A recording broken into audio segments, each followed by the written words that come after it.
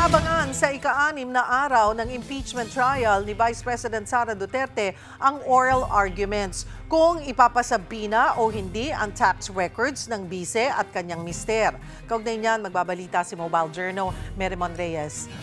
Merrimon, ano ang magiging patakaran dito sa gagawing oral arguments?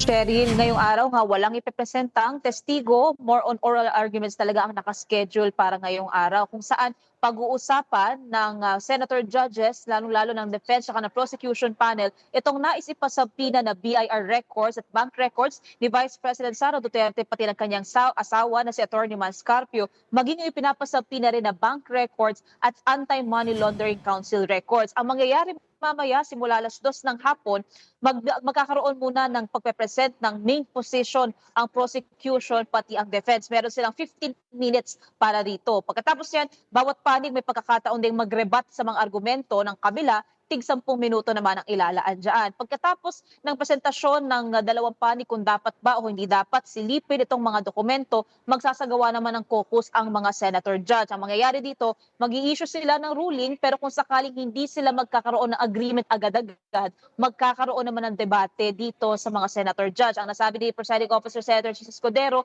mga 2 oras ang mailalaan para dyan. At ang inaasahan naman, ngayong araw magkakaroon ng hatol ang impeachment court patungkol dito. Cheryl. Inaabangan din ang magiging desisyon ng impeachment court kung lumabag o saklaw ng sub-judice rule ang mga naging pahayag ni Vice President Sara Duterte laban sa paglilitis. Ano yung magiging batayan dito?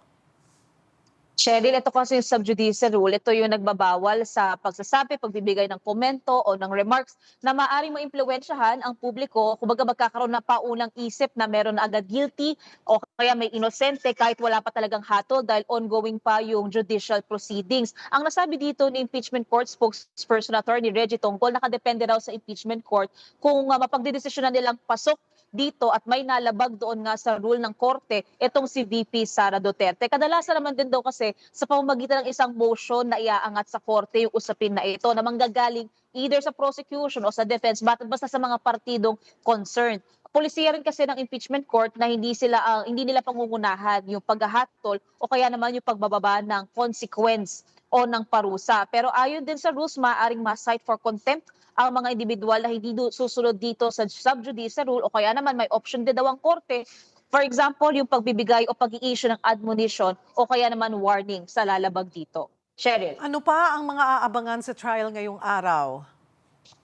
Cheryl, yung mga argumento talaga na legal basis dito pagdating sa oral argumentation sa mga pinapasapi ng dokumento kasi lalabas dyan yung secret bank, secrecy law, kung may malalabag bang batas, baka magkaroon din ng rulings mula sa korte na gamiting batayan para rito. Yung magiging opinion din at question ng senator judges patungkol dito sa kanilang mga argumento, pati na rin yung presentation naman ng mga ipapatawag na testigo ng House Prosecution sa susunod na linggo. Yun kasi yung ruling nila, every last day ng impeachment trial for the week, magkakaroon ng pag-formalize kung sino ang nakatakda for next week. Kasama na rin dyan, itong si NBI Director Melvin Matibag na pinagbigyan lang ng impeachment court na mapapaaga yung kanyang testimonya, pero Monday next week yun gagawin.